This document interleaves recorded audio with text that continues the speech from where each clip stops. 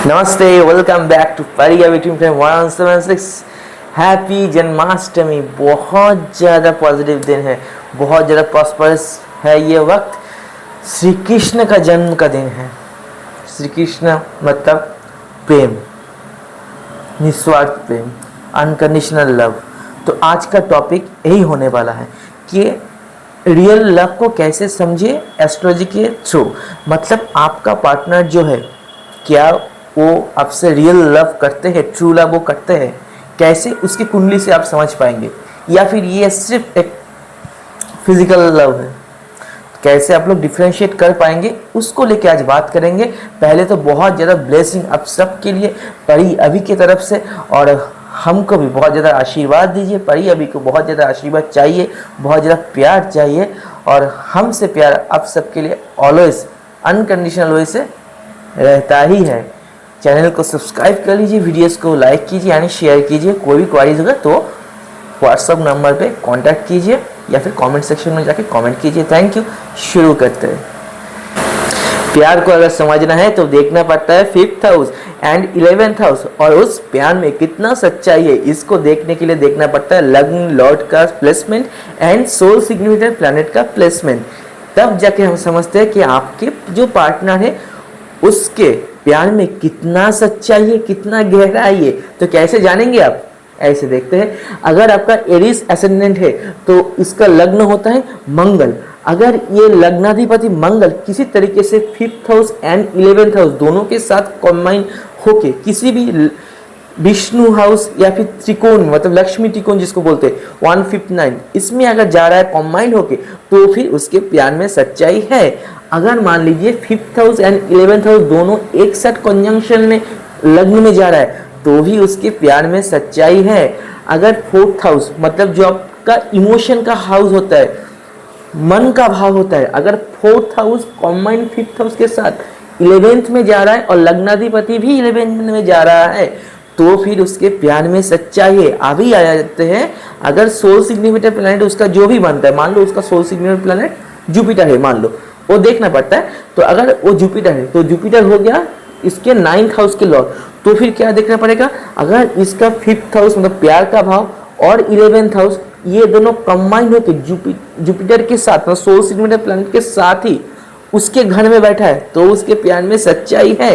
या फिर अगर लग्नाधिपति एंड 5th हाउस का लॉर्ड दोनों कंबाइन हो गए किसी एक घर में बैठा है, कोई भी एक घर में, आइदर 4th 7th 10th और लग्न में, और उसके ऊपर सोल सिग्निफिकेंट प्लैनेट मतलब जो है जुपिटर, उसका दृष्टि जा रहा है पंचम या नवम दृष्टि, मतलब बृहस्पति का दृष्टि में अमृत है, तो उसके प्यार में सच्चाई है। अभी रियल लव को समझने के लिए और एक चीज को भी देखना पड़ता है।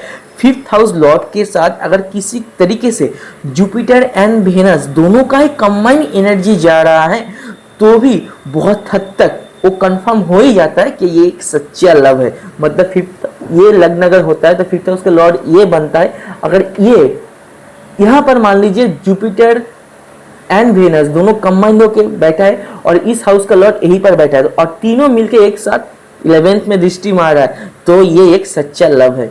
अभी देख लीजिए, क्या वो सिर्फ प्यार के नाम पे सिर्फ फिजिकल रिलेशनशिप में ही जा रहा है?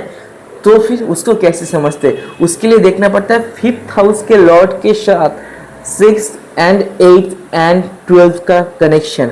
अगर 5th हाउस के Lord 6th and 8th house के लॉर्ड के साथ कंबाइन होकर 12th में जा रहा है तो ये फिजिकल लव होने का चांसेस बहुत ज़्यादा है।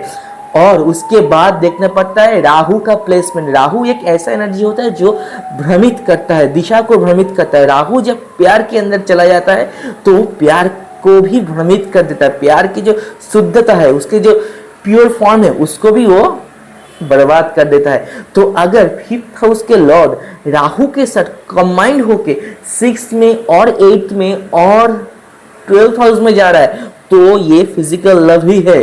अभी अगर किसी का 5th हाउस के लॉर्ड राहु के साथ किसी के नवम घर में या फिर 10th में या फिर 4th में बैठा है या फिर लग्न में बैठा है या फिर 7th हाउस में बैठा है तो वो लव कहीं हद तक फिजिकल नहीं होकर ट्रू लव हो सकता है। उसके लिए देखना पड़ता है जुपिटर के प्लेसमेंट, क्योंकि जुपिटर की दृष्टि जहां पर पड़ता है वो अमृत बन जाता है। इसीलिए जुपिटर अगर वहाँ पर दृष्टि मार देगा 5th हाउस के ऊपर, तो राहु का नेगेटिव इम्पैक्ट बहुत हद तक कम कर देगा।